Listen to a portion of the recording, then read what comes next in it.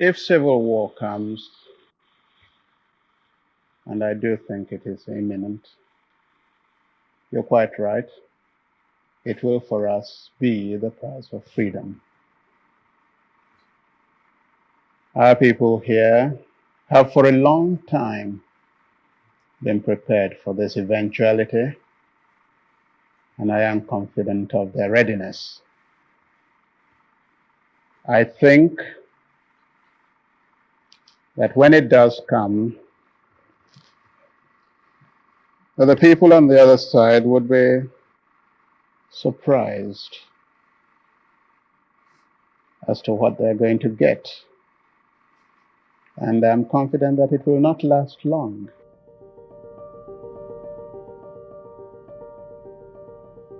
When General Chukwuemeka Ojukwu declared Biafra's independence in May 1967, not many could have predicted the level of carnage and devastation that would befall the people of southeastern Nigeria over the course of the next 3 years. Having concluded that their people were no longer safe anywhere within the borders of the Federal Republic of Nigeria, the political leaders of the Igbo ethnic group decided that the only way to save their people from ethnic persecution was to break away and form their own country.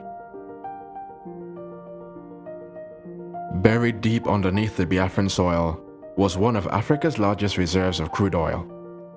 And emboldened by the seemingly infinite money-making potential of this precious black toxin, Biafra's new leaders charged forward in full confidence that the very ground they walked on was their golden ticket to becoming a true African powerhouse.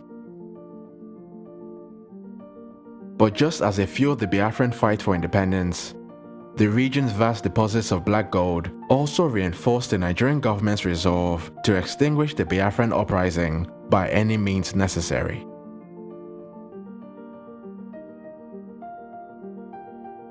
With the newly independent state attempting to take away an estimated 67% of Nigeria's oil reserves, the stage had been set for what would ultimately go down as the most violent conflict in West African history.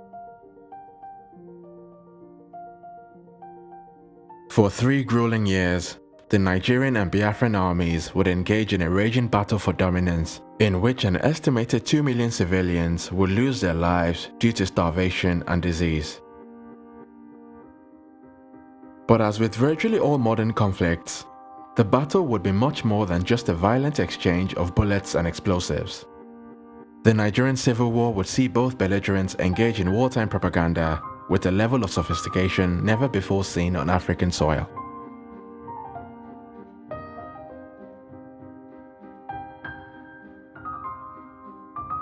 According to the Nigerians, the Biafran state was nothing more than a rogue insurgency sponsored by nefarious foreign powers seeking to destabilize and disintegrate a promising African country. The Biafran narrative, on the other hand, invoked a much more visceral reaction. Their message to the international community was that the Nigerian state had adopted a policy of ethnic cleansing against the Igbo people, and so Biafran independence was the only way to protect themselves from complete annihilation by a Nigerian state whose only interest was in the exploitation of Biafra's precious oil reserves.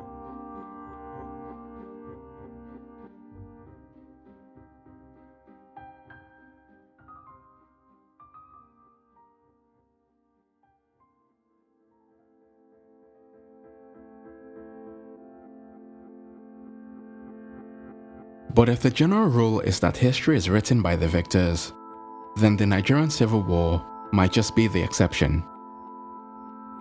Although the war ultimately ended with a victory for the Nigerian army, the Biafran wartime message would have a long-lasting impact on how Nigeria's oil wealth would come to be viewed in the years following the war.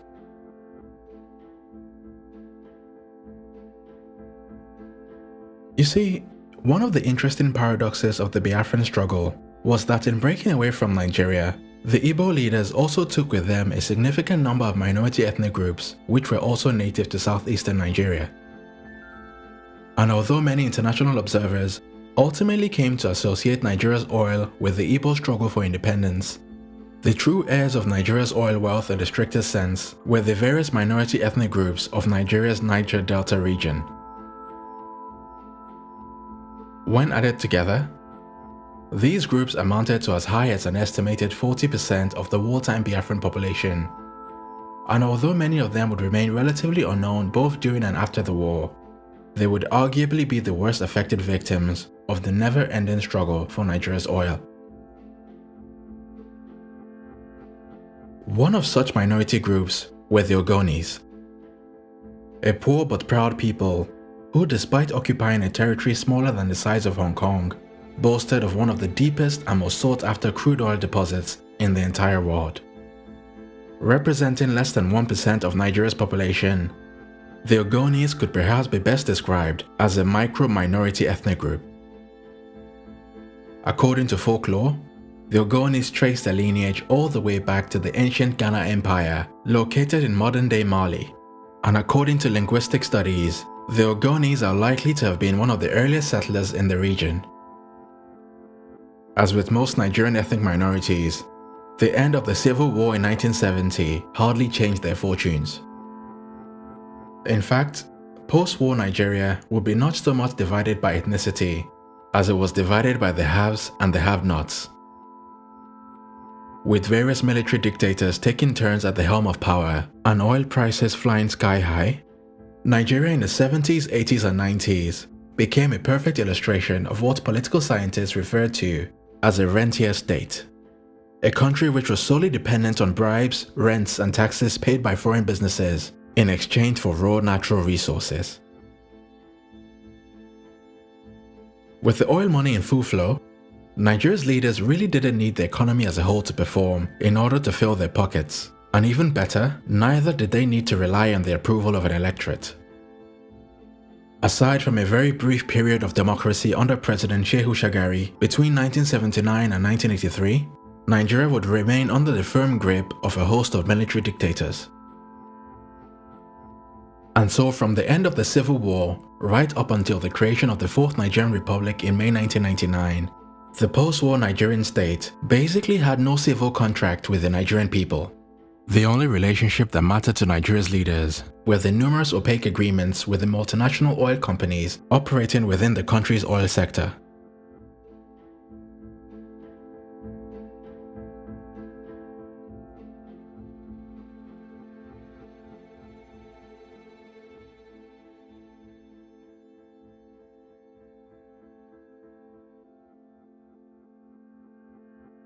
And of all the casualties of the unholy post-war alliance between the Nigerian military state and big oil, the Ogoni people were undoubtedly amongst the worst hit. With the full blessing of the Nigerian government, the Royal Dutch Shell Oil Company was authorized to explore and extract oil from Ogoni land.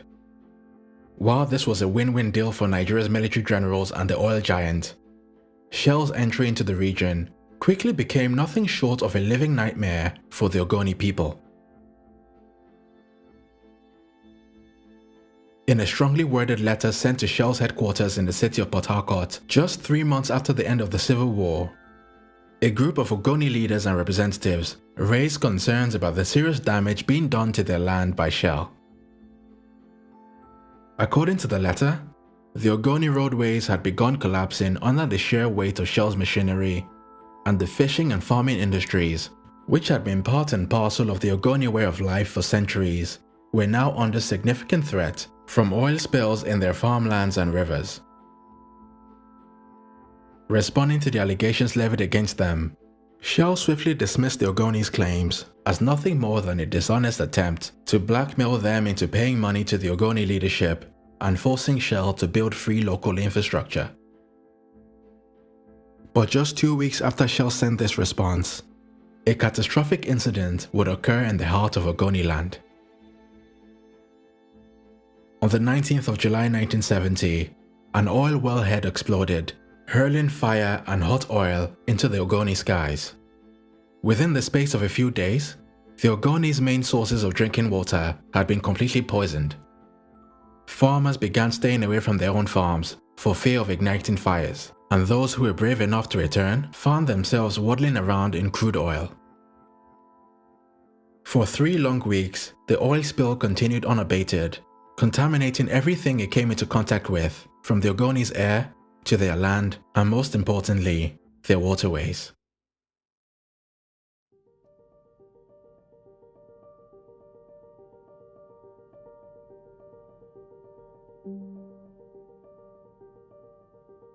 And unfortunately, the July 1970 oil spill would just be one amongst a long list of similarly devastating incidents that would occur over the course of the next 3 decades. In fact, by the end of the 1990s, the total amount of crude oil spilled in Ogoniland would reportedly reach as high as a combined total of 2.5 million barrels. Monitoring the oil spills from his offices in the city of Port Harcourt was the renowned Ogoni writer and film producer, Ken Saro-Wiwa. After a short career in government, Saro-Wiwa had risen to become arguably the most well-known Ogoni in all of Nigeria, thanks to the success of his hit comedy show, Bassi and Company. Centered around the life and trials of a small-time conman and his various get-rich-quick schemes, the popularity of Saro-Wiwa's comedy show was largely due to his light-hearted critique of the get-rich-quick mindset that had become prevalent at every level of Nigerian society.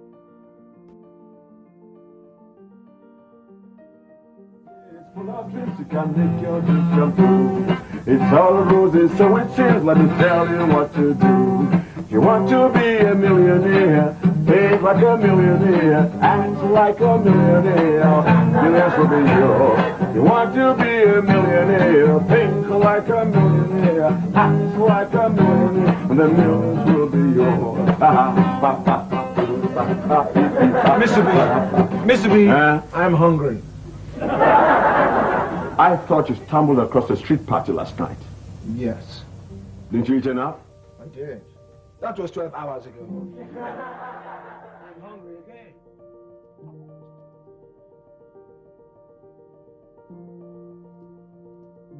Having grown sick and tired of the military government's complicity in the devastation of his ancestral land, Saro-Wiwa spearheaded the creation of a pressure group known as the Movement for the Survival of the Ogoni People, which was popularly known as MOSOP. With the approval of the elders and traditional rulers of the Ogoni communities, Ken Saro-Wiwa drew up a Bill of Rights mandating greater financial and political autonomy for the Ogoni people. He then sent his Bill of Rights to the military government alongside an urgent demand for protection against Shell's devastation of their land and property. But with Saro-Wiwa's MOSOP group having virtually no bargaining power, the Nigerian government's response was to simply brush them aside and carry on with business as usual.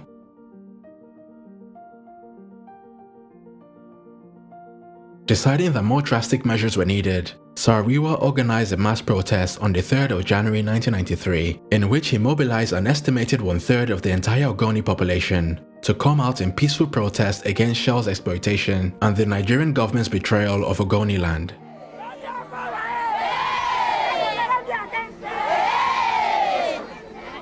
We are going to demand our rights peacefully, non-violently, and we shall win.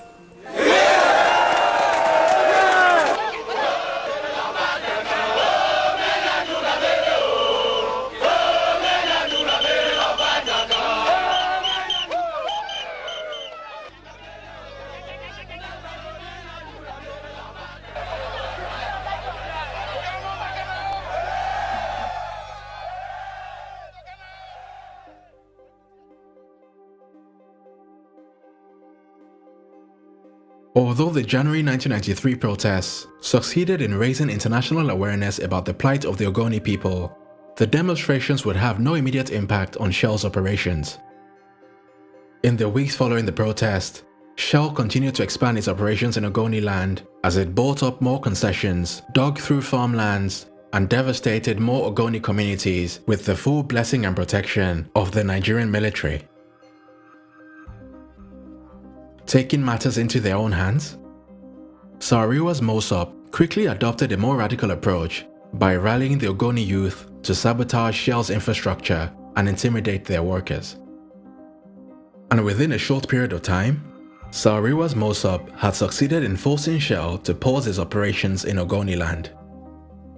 But with a significant chunk of the Nigerian military government's income stream now at risk due to MOSOP's activities in Ogoni land, Ken Saro-Wiwa quickly went from being a small irritation to the single biggest internal threat to the Nigerian state. Moving swiftly and decisively, the military government led by General Ibrahim Babangida hastily announced this infamous Decree No. 29, which mandated a death penalty for anyone uttering words, flying a flag, or publishing material that was capable of causing violence or encouraging ethnic nationalism. The Babangida regime also reportedly deployed a special task force into Ogoni land to carry out undercover operations aimed at manufacturing fake tribal wars and using them as an excuse for the summary execution of MOSOP members.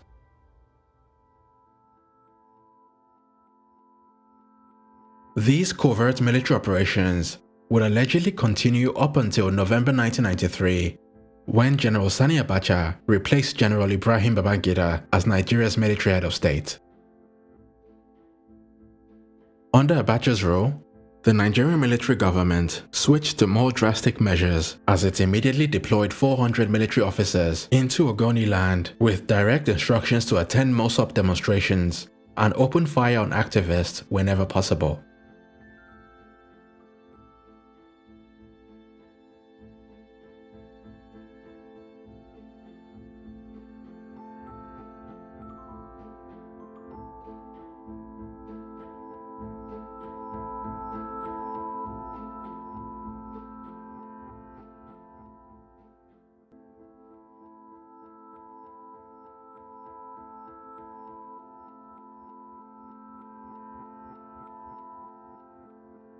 But even with the increasing number of casualties under Abacha's rule, Saro-Wiwa continued to encourage resistance and inspire more and more Ogoni youth to join his movement.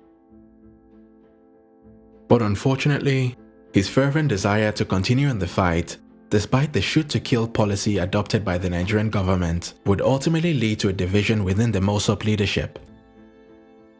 With the increasing amount of Ogoni youth losing their lives in the fight against the Nigerian military government, some Ogoni elders denounced Saro-Wiwa as being too militant and began calling for MOSOP to seek to engage in peaceful negotiations with the Abacha regime.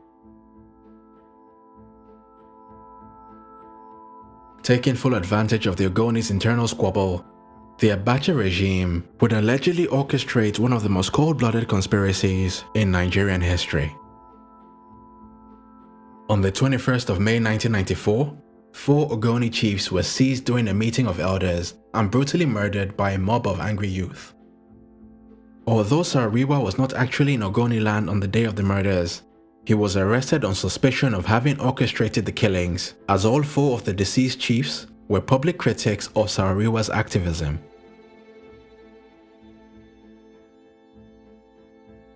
Despite completely denying all charges, he was imprisoned for over a year before he was eventually brought to face trial in front of a special tribunal. With the panel of judges suspected to have been handpicked by General Sani Abacha himself, and many of the prosecution's witnesses later admitting to having been bribed to give false testimony, Saro-Wiwa was brought to face trial in front of a textbook kangaroo court. As one of the most well-known political prisoners of the infamous Abacha regime, Saro-Wiwa's trial garnered a great deal of international coverage. But despite the global outcry against the unfairness of his arrest and trial, Ken Saro-Wiwa was ultimately found guilty and sentenced to death alongside 8 other leading members of his movement. The Ogoni 9, as they would forever be known, were executed by the Abacha regime on the 10th of November 1995. After surviving 4 unsuccessful attempts by the executioner, Saro-Wiwa finally succumbed to death by hanging, and his immortal last words were recorded as, "Lord, take my soul, but the struggle continues."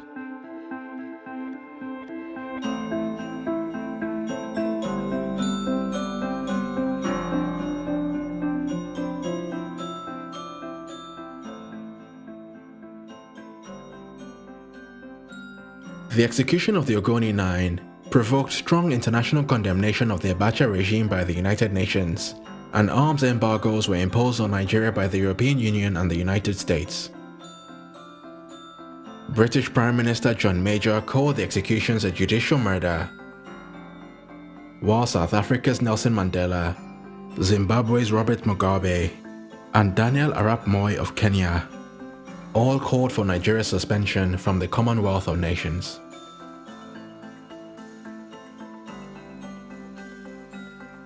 But after all was said and done, the international outcry and sanctions eventually subsided, and the Abacha regime quickly returned to business as usual. With the Saro-Wiwa threat neutralized, oil production gradually returned to relative stability, and thanks to its control of Nigeria's free-flowing oil revenue, the Abacha regime would ultimately go on to become perhaps the most prolific kleptocratic Nigerian regime of all time. In fact, Abacha's government will be so successful at looting that even over 2 decades since his death in 1998, no one knows exactly how much money was stolen during his time as Nigeria's military head of state. The Ken Saro-Wiwa story is undoubtedly one of the saddest tragedies in Nigerian history. But while his life may have been brutally cut short, his